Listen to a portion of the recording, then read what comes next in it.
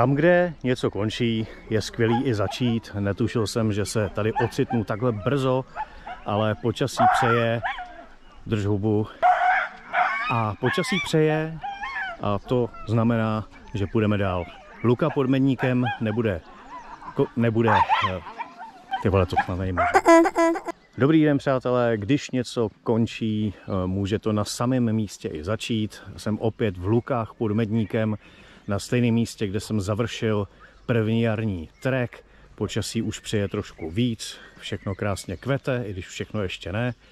A my se teď vydáme dolů k Sázavě a jako posázavský Pacifik se pokusím se držet vody až do Týnce nad Sázavou, ale to se mi asi nějakým způsobem nepovede, protože to nejde, protože tam jsou skály a podobně. Uvidím vlastně, na co natrefím. Odbočil jsem z tratě a tato cesta by měla vést k řece. Já doufám, že vede. Na mapě je taková pěšinka, která se má napojovat na nějakou stezku. Podle všeho je tam nějaký most nebo něco takového. A uvidíme, jestli nás to k řece dovede. Stezka nalezena mezi chatama. No, chatama. Takovýhle si tady staví opevněný mansardy vyloženě. To nejsou chaty, to už jsou vily. Dolů je to docela krpálek. Ale snad se tady nestratím.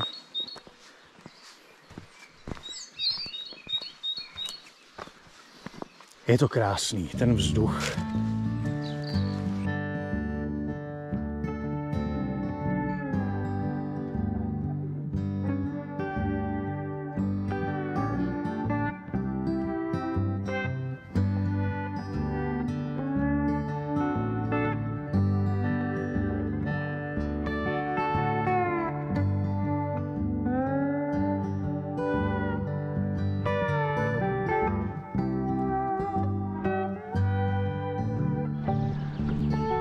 Podle mapy jdu dobře. Cesta na mapě je, ale fyzicky tady není a fyzicky je tady akorát sešup po držce někam pod skály, takže se vrátím a bohužel je nudy. Cesty jsou tady v podstatě nevyzpytatelné, jednu takovou míň krkolomnou jsme tady našli. Pouze pro pěší cesta vede k chatám, takže já doufám, že k těm správným chatám, které jsou dole u řeky.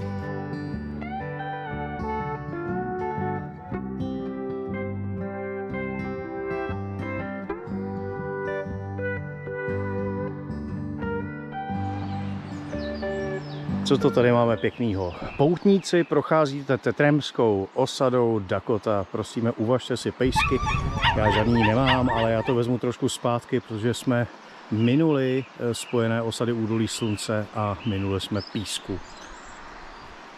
A tamhle koukám, nějaký peřeje, takže divočina ta Sázava.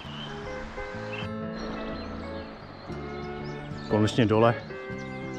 Myslím, že jsme minuli Dakotu, tam je znak slunce, takže to jsou opravdu asi ty spojené osady Údolí Slunce. Slunce svítí, na řeku se dá koukat furt až do zblbnutí. A vybavený jsou tady hezky. Ano, Údolí Slunce, přesně, to je ono. To je přesně ono. Většina chat je tady opravdu těch původních. Ale mění se to.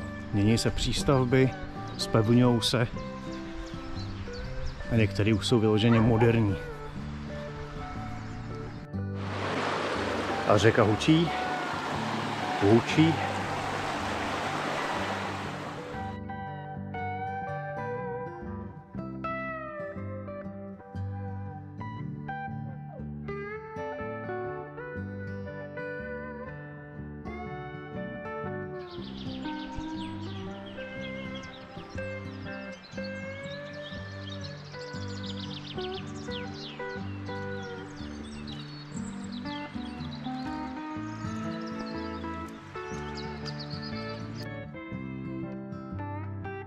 No není to krásný.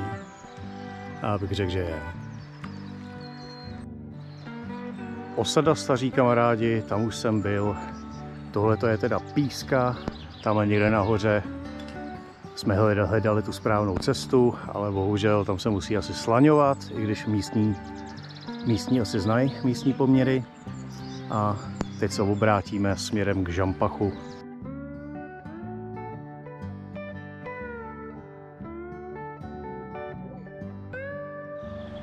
Tady jsem našel otevřený bar. A myslím, že je to první bar, který takhle volně vidím. To je zajímavý. Hodně zajímavý.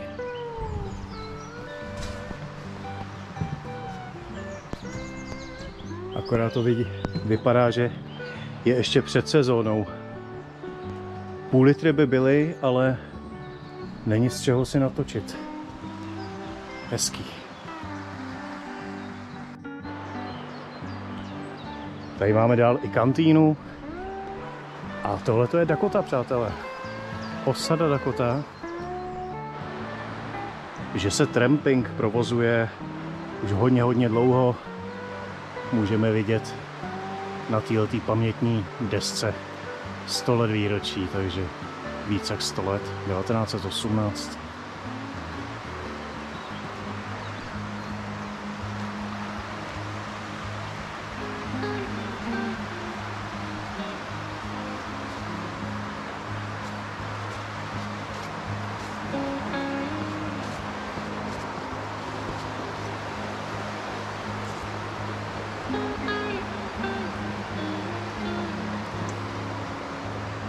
Ale držej si tady styl. Není to jak nahoře. Něco à la villa.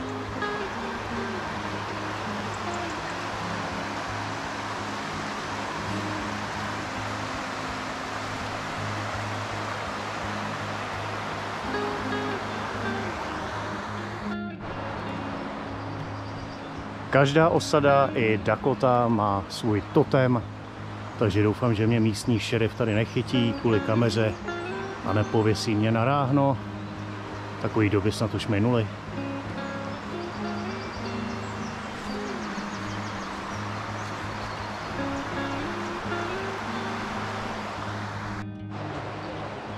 Čeká nás tady rozcestník.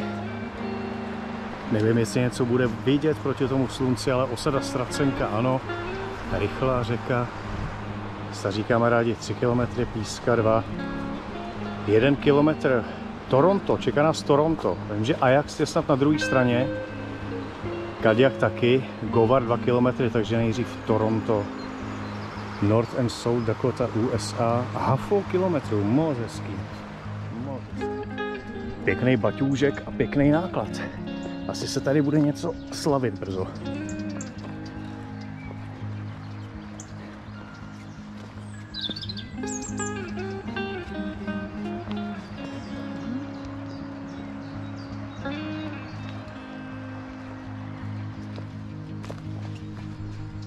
Osady jsou opravdu nalepený na sebe.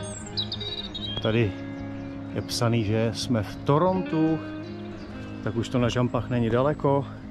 Vím, že jsem tady kdysi dávno viděl takovou krásnou ceduli na stromě. Pozor, padá jehličí, ale na kterým? To už si opravdu nepamatuju.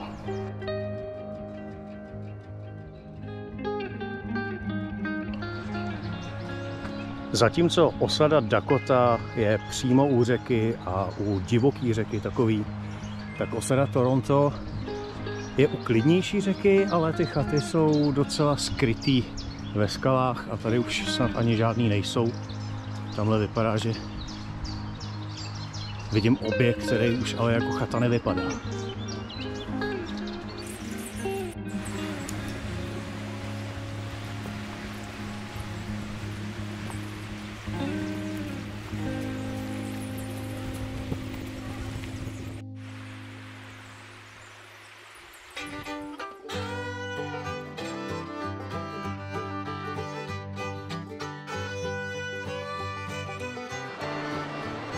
Co by to bylo za vrbu bez pořádného vodníka?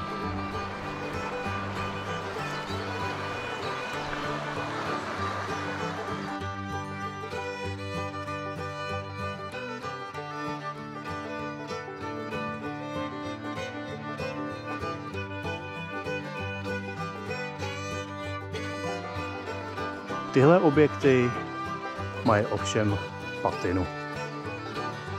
Věřil bych tomu, že jsou původní, naprosto původní.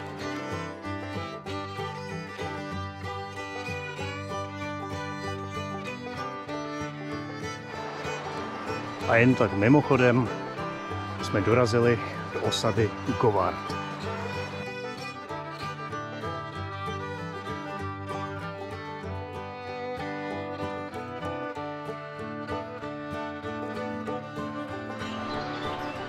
Osada Govard, Žampach, máme ji přímo tady. A tady je právě Štola Václav. A ve Štole Václav jsem dělal video, zhruba tak asi 3 roky zpátky. Tady vím, že tady byla převlíkárna, tady jsem vyfasoval helmu a světlo. A šlo se přesně do tohoto tunelu. A můžu říct, zážitek. Bu. Už bych tam asi nevlez.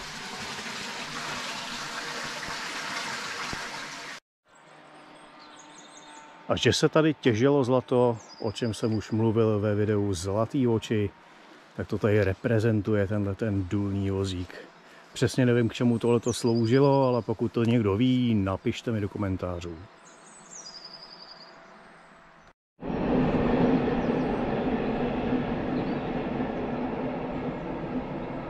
Žampašský most. Jenže já bych řekl Justné, že budeme mít trošku problém.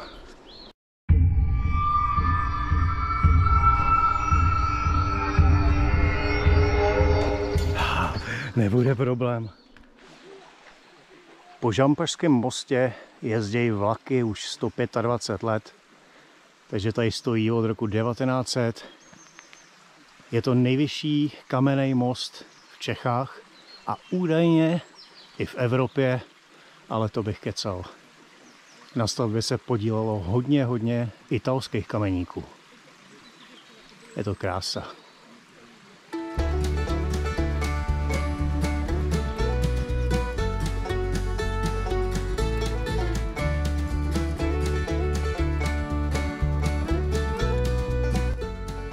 Takže přátelé, první zastávka je na Plzínka a zdraví.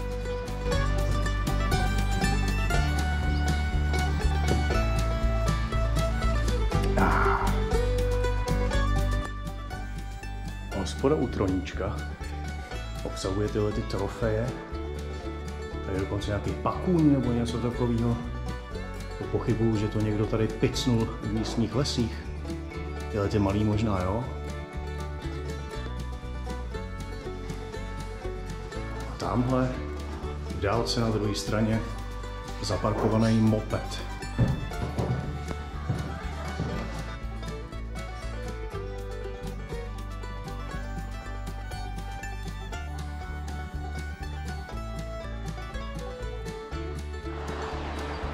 Nacházíme se na Zlatý řece, příští zastávka bude Kamenný přívoz. A tady ty chaty jsou taky stylový. Krásný mostíky k tomu, přes tu strouhu, akorát už nejsou tak jakoby nahňácaný na sebe. A řeka je tady opravdu nádherná.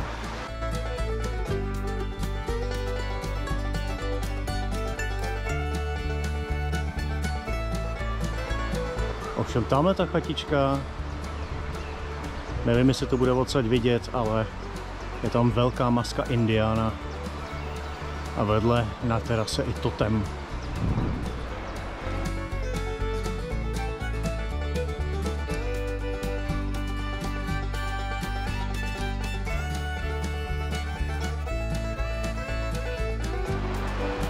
Krása tohle ty chaty.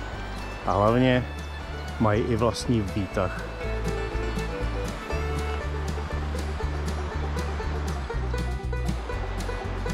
Občas to sice hyzdí takovýhle brloch, ale zase na druhou stranu vrazit do toho nějaký penízky, tak z toho může být docela pohledná záležitost.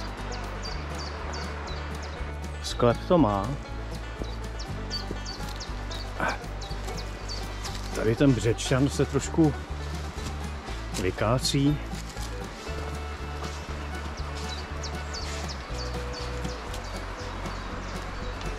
Dobrý den. Můžeme dál. Ne. Tamhle nějaká pěkná postýlka, vypadá to tady velice sympaticky, ale bohužel tady je díra a já těm prkínkům prostě nevěřím. Přivítal nás Kamenný přívoz a restaurace u Vemenáče, která je ale asi zavřena. Vypadá to, že určitě. Týnec nad Sázavou 10. Vypadá to, že divoký západ, chatky, hučící řeky a příroda skončily. A budeme muset šlapat po nějaký silnice, pokud samozřejmě neuhneme na nějakou rozumnou cestu. Ale snad něco najdu. Vyměnili jsme říční perspektivu za trošku ptačí perspektivu. Tady už vidíme ty přístupové cesty. Krásný výhled, úžasný veget. Proč vlastně nemám chatu?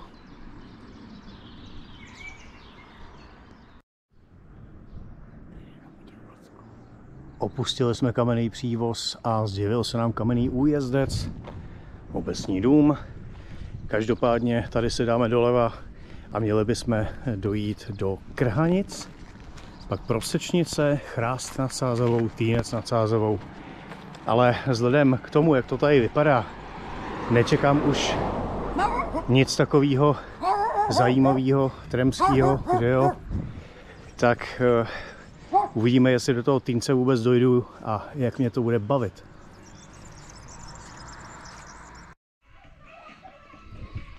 Polňačky a silnice mě dovedly tady do Prosečnice a teď fakt nevím kam kudy, tamhle jdou nějaký lidi, možná tam, možná na lesní cestu.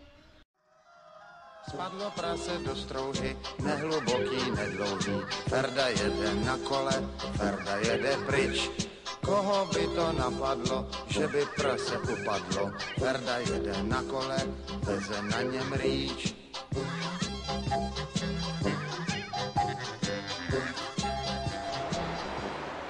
Opustil jsem Prosečnici a štrádujeme si to teďka zase k Sázavě, protože tam nahoře nic moc není. Tady to vypadá na nějaký piknikový místo a konečně si zase připadám jako posázavský Pacifik. Mimo jiné, víte, kdo byl posázavský Pacifik? Za A to byl vlak, anebo za B v dávné minulosti kat, který v Posázaví sekal zlodějům ruce. Já si myslím, že A je správně. Minul jsem nějakou střelnici, tam jsem radši kameru ani nevytahoval. A tady vidím ty kadibudky, tak tohleto srdíčko je možná vystřílený.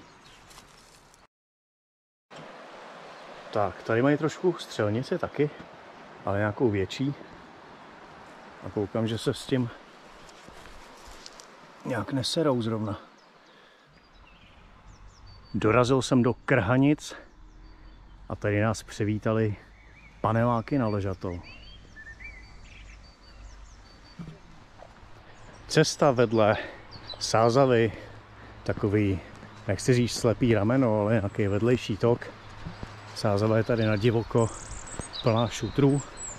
Procházím Krhanice a tato cesta by mě měla dovízt k nějakému Káňovskému jezu, na který se napojuje další cesta do finální stanice a ta bude dneska Chrást nad Sázavou. Káňovský jez přímo proti nám a na druhé straně Maškův mlýn. Sakra, kolik ten Mašek měl mlýnů, to byl nějaký velkomlynář nebo co? Tady musíme jít opatrně, protože tady je náhon a je tady pozor, nebezpečí úrazu utonutí. A když si rozdělíte slovo nebezpečí, tak vám vyjde nebezpečí. A to je vlastně opak pekla bez péče. Ale je to hezký, je to tady hezký a asi tudy.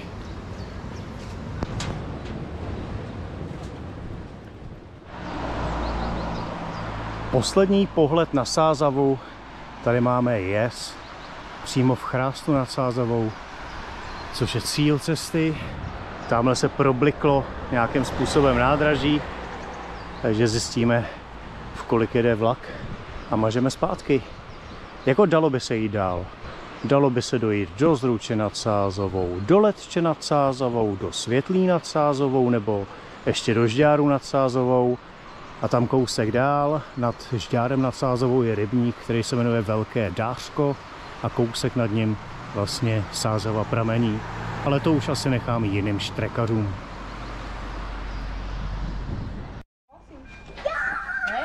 Chrást nad Sázavou, právě přijíždí vlak.